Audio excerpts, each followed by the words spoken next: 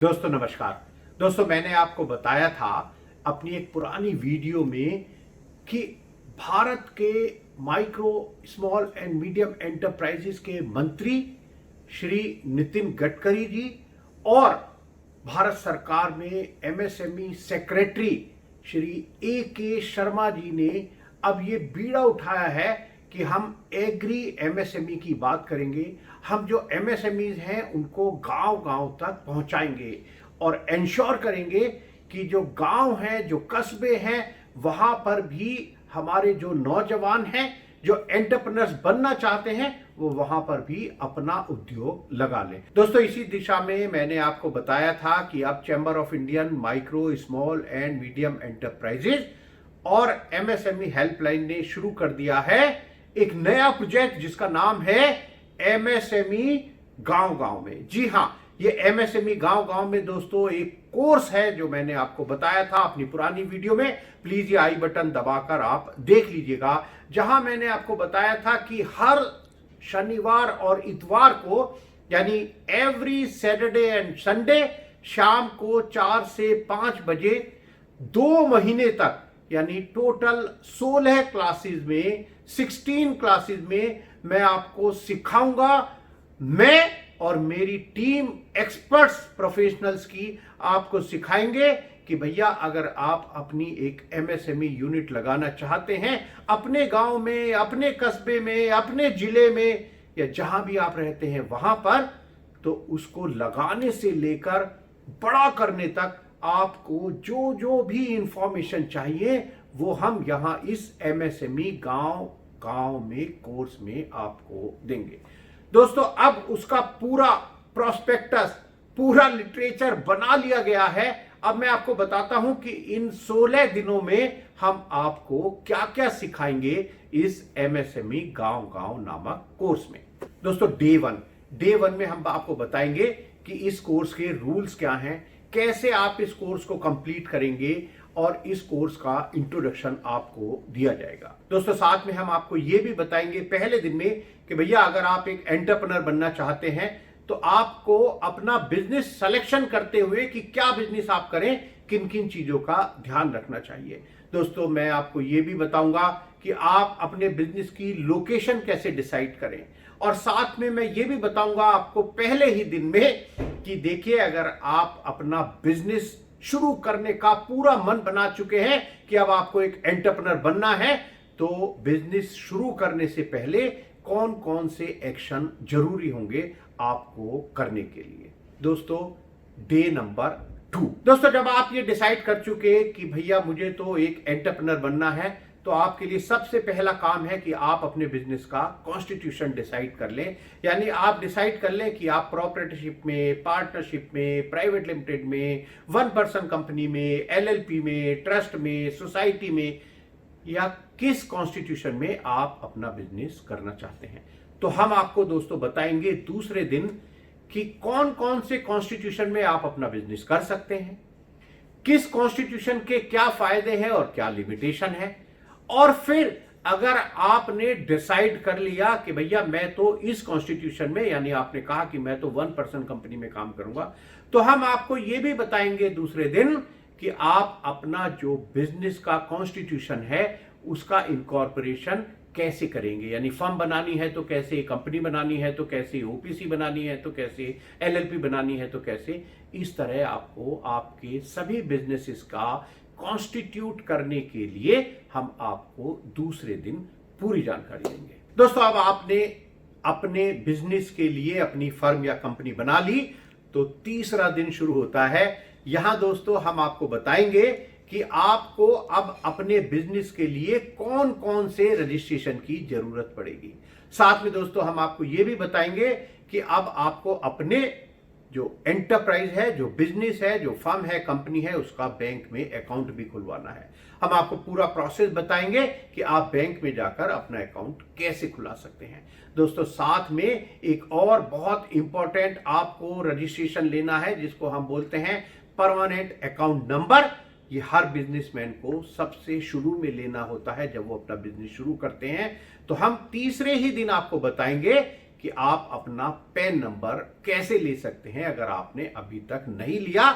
और मैं आपको दोस्तों ये भी बताऊंगा कि ये प्रोसेस 10 मिनट में ऑनलाइन आप कैसे कर सकते हैं। दोस्तों इसी तीसरे दिन एक और बहुत इंपॉर्टेंट रजिस्ट्रेशन की जानकारी हम देंगे आपको, जिसको हम बोलते हैं जीएसटी रजिस्ट्रेशन भी आज हर एंटरप्रेन्योर को कराना जरूरी है ताकि वो आगे बढ़ सके। तो दोस्तों डे 3 पर हम आपको बताएंगे कि आप अपने बिजनेस का जीएसटी का रजिस्ट्रेशन कैसे करा सकते हैं। दोस्तों अब आया दिन नंबर 4। जी हां दोस्तों, नंबर 4 पर हम आपको बताएंगे एक ऐसे रजिस्ट्रेशन के बारे में जिसके लिए हम दिन रात बात करते रहते हैं, एमएसएमई का रजिस्ट्रेशन।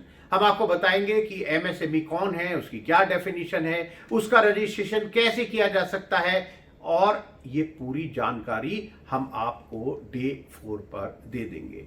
दोस्तों ये जो एमएसएमई का रजिस्ट्रेशन है, इसका एक नया सिस्टम शुरू हो गया है, उद्यम रजिस्ट्रेशन। उसका ऑनलाइन फ्री ऑफ कॉस्ट लेने का पूरा प्रोसीजर भी हम आपको यहां बता देंगे। आप में से कुछ लोग कहेंगे कि हम तो इंपोर्ट एक्सपोर्ट बिजनेस में जाना चाहते हैं, तो उसके लिए जो आपको रजिस्ट्रेशन चाहिए इंपोर्ट एक्सपोर्ट के लिए, इंपोर्ट एक्सपोर्ट कोड नंबर, उसको लेने का पूरा प्रोसीजर भी आपको दिन नंबर 4 में हम पूरा गाइड कर देंगे। दोस्तों एमएसएमई के अलावा एक और बहुत इंपॉर्टेंट चीज है जिसको हम बोलते हैं स्टार्टअप।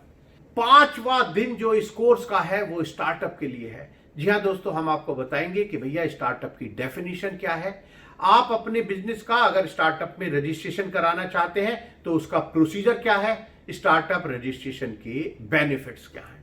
दोस्तों अब आप तैयार हैं लगभग अपने बिजनेस को आगे ले जाने के लिए, शुरू करने के लिए, लेकिन अब आपको चाहिए बैंक से लोन। आप जब बैंक जाते हैं तो वो कहता है लाइए प्रोजेक्ट रिपोर्ट दीजिए पहले मुझे। अब आप कहते हैं भैया ये प्रोजेक्ट रिपोर्ट क्या होती है, ये कैसे बनती है, क्या क्या कंटेंट्स होते हैं इसके। चिंता की बात नहीं है दोस्तों, दिन नंबर 6 डे 6 इसी के लिए है। हम आपको बताएंगे कि प्रोजेक्ट रिपोर्ट बनाने के क्या क्या कंटेंट्स उसके अंदर आपको डालने हैं और आप अपने बिजनेस की प्रोजेक्ट रिपोर्ट कैसे बना सकते हैं अपने आप। दोस्तों अब आपकी प्रोजेक्ट रिपोर्ट बन चुकी है 6ठे दिन 6th डे। अब आप जाना चाहते हैं बैंक में लोन लेने के लिए, लोन अप्लाई करने के लिए, लेकिन इसके लिए आपको पता होना चाहिए सबसे पहले कि भैया कौन कौन से बैंक्स हैं, कौन कौन से फाइनेंशियल इंस्टीट्यूशन हैं, कौन सी एनबीएफसीज हैं जो मुझे लोन दे सकती हैं। इसकी पूरी जानकारी दोस्तों हम आपको देंगे।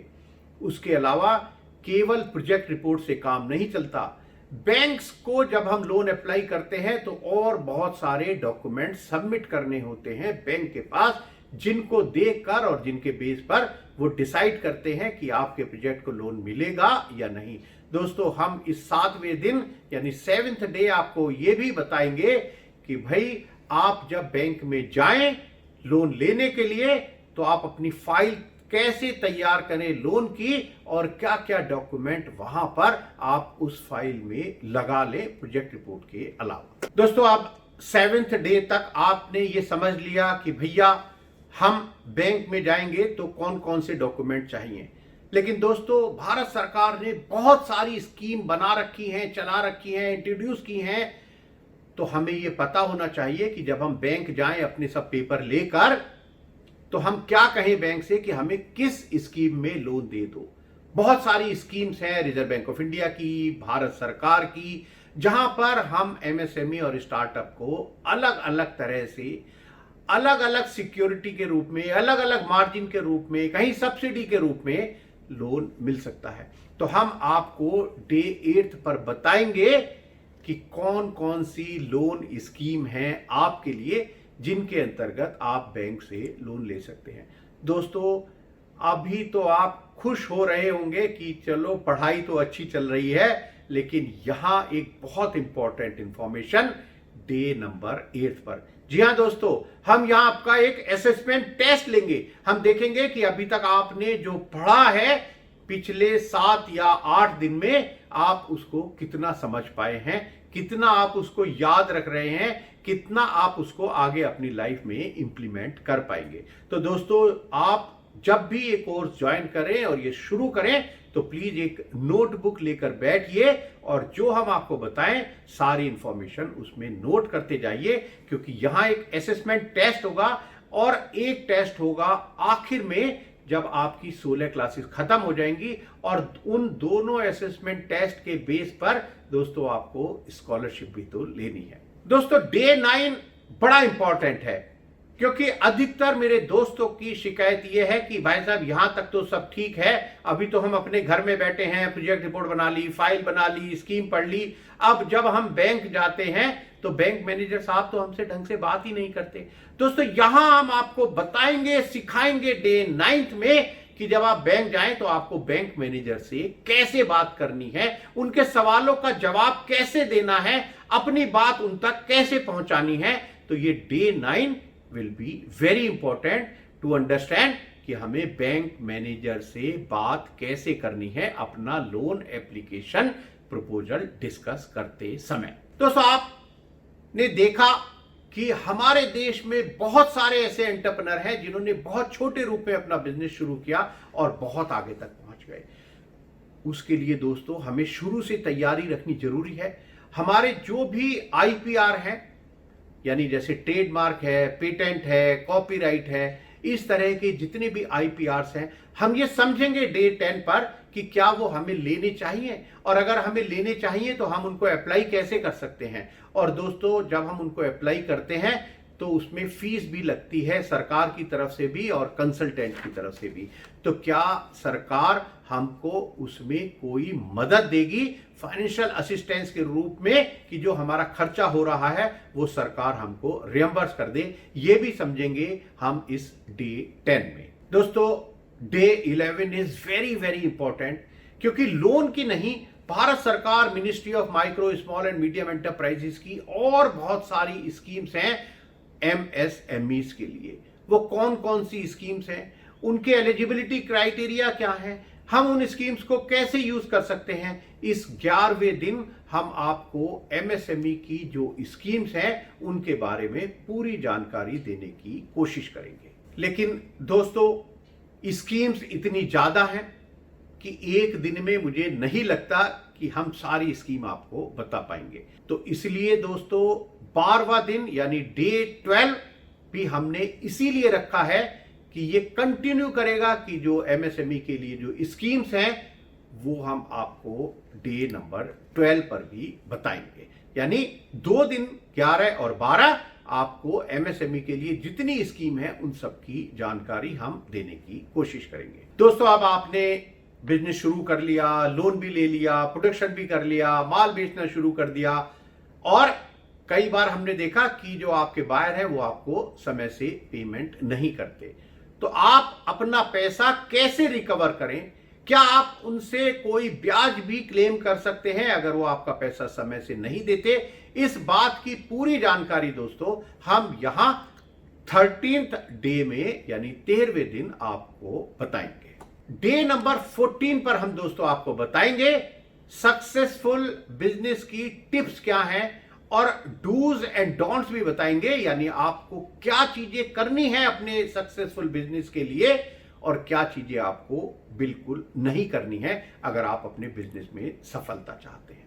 दोस्तों day 15 is also very important, क्योंकि आपने प्रोडक्शन कर लिया, माल बना लिया, लेकिन उसको बेचने के लिए जो मार्केटिंग आप करते हैं, तो आप कई बार आप कहते हैं कि हम जो ऐड करें वो कहां पर करें।